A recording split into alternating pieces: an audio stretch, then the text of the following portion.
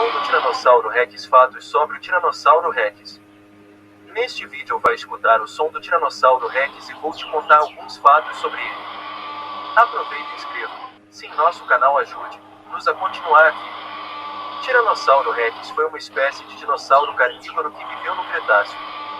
O Tiranossauro Rex foi uma espécie de dinossauro que viveu no final do período Cretáceo, 145 milhões a 65 milhões. Habitou a região da América do Norte, principalmente o oeste dos Estados Unidos. Era um dinossauro bípede de pernas fortes e braços curtos, 1 metro aproximadamente. Alimentava-se da carne de animais e dinossauros. Alguns biólogos defendem a ideia de que este dinossauro atacava, até mesmo, animais de sua espécie. Viviam em pequenos grupos formados pela família, macho, fêmea e filhotes.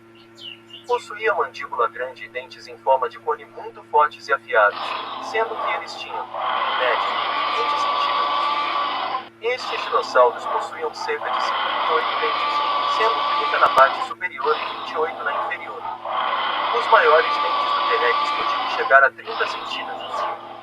Os machos costumavam lutar até a morte para conseguir o direito de copular com uma fêmea.